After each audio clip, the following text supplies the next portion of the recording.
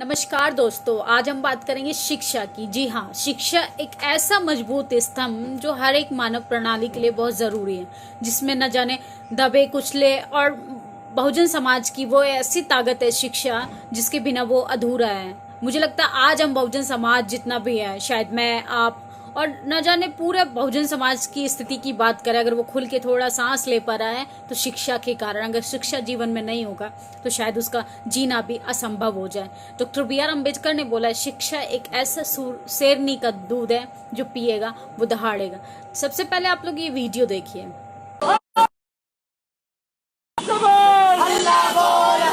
इस वीडियो में कुछ विद्यार्थी धरने पे बैठने के लिए बेबस और लाचार हो गए हैं, क्योंकि सरकार की जो रणनीतियां और जिस तरीके से उसका एजेंडा है और उसके ही सपोर्ट में जितने भी ब्यूरोक्रेसी जॉब्स में या इंस्टीट्यूशन में जितने भी बैठे लोग हैं, अगर उनकी बात करें तो वो इस कदर फीस को बढ़ोतरी में साथ दे रहे हैं कि हमारा बहुजन समाज हायर एजुकेशन में नहीं जा सकता।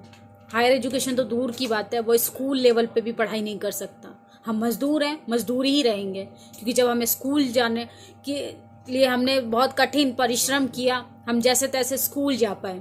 और जब स्कूल जाने की बारी आई, हमारा समाज कुछ चुनिंदा लोग स्कूल तक पहुँचे तो फीस को लेके एक बड़े जाल में फंसा दिया। जी हाँ, अब सोचिए, मजदूर वर्ग जिसके पास ज़मीन नहीं है, जिसके पास उसके पुश्तैनी हवेलियाँ नहीं है, वो क्या अपने बच्चों को कैसे पढ़ाएगा। एक यूनिवर्सिटीज़ में उन पूंजीपतियों का कब्जा है, जिसमें बहुजनों का आना सख्त मना है। कॉलेजों के दरवाजे हमेशा के लिए बंद कर दिए जाएंगे हम लोगों के लिए। हमारे लिए अगर उनको दान दक्षिणा चाहिए तो हमारे लिए स्कूल के दरवाजे बंद हैं, लेकिन उनको दान दक्षिणा चाहिए ब्राह्मण लोगों को तो हमारे लिए मंदिर के दरवाजे हमेशा खुले हैं। अब सोचिए, इसी बात से आप अंदाज़ा लगाइए कि मंदिरों के दरवाजे हमारे लिए क्यों खुले हैं और स्कूल के दरवाजे हमारे लिए क्यों बंद किए जा रहे हैं। क्योंकि शिक्षा ही आवाज़ को, सवालों को जन्म देती है।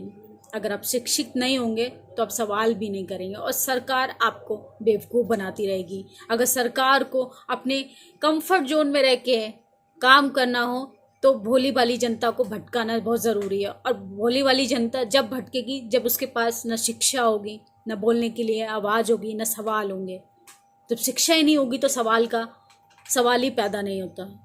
जी हाँ, और इन सब के बावजूद जिस कदर जातिवाद चरम सीमा पर है, वो तो बहुत ही भयावह भारत में पिछले 6 साल से और इस लॉकडाउन महामारी के समय में जिस कदर जातिवाद हमारे सामने आई, वो बहुत ही डराने वाली है। कि सोचिए कि हम बहुजन समाज के व्यक्ति किस किस चीज़ों से लड़ेंगे। इकोनॉमी कंडीशन पे हम वीक हैं, हम पॉलिटिकली कंडीशन पे वीक हैं, हम कहाँ कहाँ वीक हैं और हम कहाँ कहाँ लड़ते रहेंगे। ब्राह्मणवादों का कब्जा हर एक जगह स्थापित है। इन लोगों को हम कैसे टक्कर देंगे। वर्चुअल हेजेमनी, जी हाँ, सरकार जिस तरीके से ऑनलाइन क्लासेस का प्रोसेस हमारे सामने रखा, उसका क्या इम्पैक्ट लोगों के जीवन में पड़ा, इस पे एक भयानक घटना हमारे सामने देखने के लिए मिलती है कि जातिगत स्तर को बढ़ावा दिया इस ऑनलाइन क्लासेस प्रोसेस में। जी हाँ, गवर्नमेंट की ऐसी ऐसी नीतियाँ जो बिना सोचे समझे लागू कर दी जाती हैं, इसका क्या लोगों के जीवन पे असर पड़ेगा, इसको उससे कोई मतलब नहीं। ये है डॉक्टर मरूना की कहानी। जी हाँ, ये जादवपुर यूनिवर्सिटी में हिस्ट्री डिपार्टमेंट में एसोसिएट प्रोफेसर हैं। वो इस कदर उनको टारगेट कर लिया जाता है कि वो सरकार से एक सवाल करती हैं। उस सवाल को किस जातिगत भेदभाव में बदल दिया जाता है, आप अंदाज़ा नहीं लगा सकते। जी हाँ, उनकी ये पोस्ट है, मैं आपको पढ़ के सुनाती हूँ। डॉक्टर मरूना ने सोशल नेटवर्किंग साइट पे ऑनलाइन एग्ज़ाम को लेकर एक पोस्ट लिखा, जिसमें वो लिखती है कि सरकार द्वारा लिया गया ऑनलाइन एग्ज़ाम का फैसला कईयों के जीवन को रिस्क में डाल रहा है। इसी का विरोध में कोलकाता में एक बैथुने कॉलेज की बंगाली विभाग की परोमिता घोष, जो पेशे से एक विद्यार्थी हैं, उन्होंने उनको जवाब में लिखा है कि मरूना मुर्म, मुझे हैरानी हो रही है कि जादवपुर यूनिवर्सिटी में इस तरह की मानसिकता के प्रोफेसर हैं। मैं आश्चर्यचकित हूँ। मैं आपको कोटाधारी और गैर कोटाधारियों के बीच कोई अंतर नहीं बता सकती। जो प्रोफेसर ये समझती हैं कि एक वर्ष में अकेडमी नुकसान से बढ़कर किसी का जीवन है, तो ऐसे प्रोफेसर बने रहने की कोई ज़रूरत नहीं है। यह 1 साल बिछड़ने की बात नहीं है, ये बात है कि कैसे कुछ अयोग्य और नाकाबिल लोग आरक्षण का सहारा लेकर और अपनी जात के दम पर सफलता पा लेते हैं। सोचिए कि प्रोमिता घोष जो है वो किस कदर अपनी बात को रखती हैं और उनकी इन बात में सीधा सीधा साफ तौर से झलकता है कि ब्राह्मणवाद किस कदर अपनी चरम सीमा पर है। वो एहसास करा रही हैं कि हम लोग बहुजन समाज के लोग काबिल नहीं होते हैं। वह एहसास कराना चाहती हैं। उनकी घटिया मानसिकता का ये प्रदर्शन है वो अपनी बात में जो डॉक्टर मरूना मुर्मू को लिखती हैं कि हम लोग बिना काबिलियत के, बिना क्षमता के पावर पोजीशन में चले जाते हैं, अकेडमी में चले जाते हैं।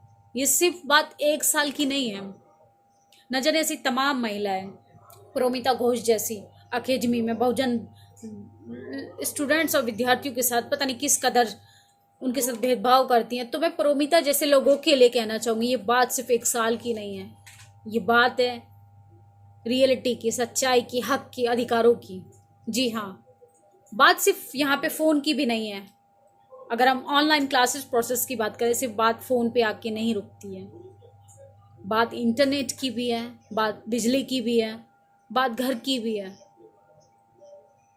सोचिए ऐसी ऐसी खबरें हमारे सामने आती हैं जो अंदर तक आपको हिला देंगी।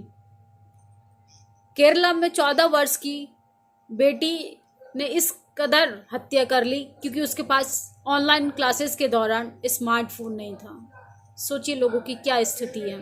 सरकार तो अपने स्टेटमेंट में बोल देती है कि ऑनलाइन क्लासेस होगी और आपको लेनी पड़ेगी, कंपल्सरी है। इसका पीछे लोगों की क्या स्थिति हुई है।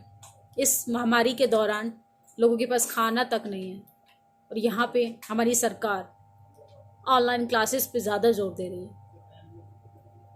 ऑनलाइन क्लासेस में वही लोग पढ़ पाएंगे पूंजीपतियों के बच्चे, क्योंकि उनके पास स्मार्टफोन होते हैं, उन्हीं के पास आर्थिक स्थिति से वो मजबूत होते हैं।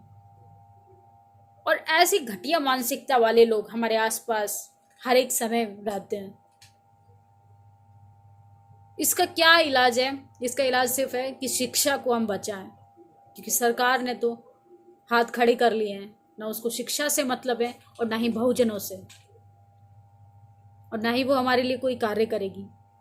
इसी में नीतीश कुमार लिखते हैं, उन्होंने अपने साफ स्टेटमेंट दिया है कि अपने वो भाषण में बोलते हैं कि किसी भी दलित फैमिली का अगर कोई मरता है तो उसके परिजनों को सरकारी नौकरी दी जाएगी। अब सोचिए कि इस दृष्टि में उनकी घटिया मानसिकता को किस कदर दर्शाया गया है। वो अपने घटियापन का किस तरीके से परिचय देते हैं कि जीवित व्यक्ति की कोई अहमियत नहीं है, आप मरने के बाद उसके परिजनों को नौकरी देंगे। ये तो वही हिसाब हो गया, गोली लगेगी कपार पे तब जाके नौकरी मिलेगी बिहार में। तो ऐसी नौकरी का क्या करेंगे? जीते जी व्यक्ति जानवरों की स्थिति में जी रहा है। यहाँ पे गाय के लिए जगह है, या गोबर के लिए जगह है, या गाय के मूत्र के लिए जगह है, लेकिन जब बात अधिकारों की आती है तो इंसान का जीवन बेहतर से बदतर होता जा रहा है। और इस पर हमारी सरकार कुछ इनिशिएटिव नहीं लेती है। हमारी मीडिया इसके लिए कोई आवाज़ नहीं उठाती है, क्योंकि मीडिया के जेब में पैसा जा रहा है तो वो तो उन्हीं की भाषा बोलेगी जो सरकार चाहेगी। और सरकार ये कतई नहीं चाहेगी कि गरीब सवाल करे सरकार से, क्योंकि फिर वो अपनी गलत एजेंडे कैसे थोपेगी लोगों पे, अपनी गलत नीतियों को कैसे वो बढ़ावा देगी। क्योंकि जब जनता अवेयर हो जाएगी अधिकारों के प्रति तो सरकार से मांग करेगी। फिर कोई चाय वाला व्यक्ति या चाय बनाने वाला प्राइम मिनिस्टर नहीं बनेगा, जिसको हायर एजुकेशन से कोई मतलब नहीं है, जिसका शिक्षा से कोई मतलब नहीं है, वो शिक्षा पे काम ही नहीं करेगा। आप लोगों की क्या प्रतिक्रिया है? अपनी राय जरूर दें। धन्यवाद। नेशनल दस्तक की आपसे गुजारिश है कि अगर इसको बचाना चाहते हैं तो नेशनल दस्तक को सब्सक्राइब करने के लिए रेड कलर के सब्सक्राइब बटन को दबाएं, फिर बेल आइकन की घंटी दबाएं। नेशनल दस्तक को बचाने के लिए बहुत जरूरी है कि हर खबर को शेयर करें, लाइक करें, कमेंट जरूर करें।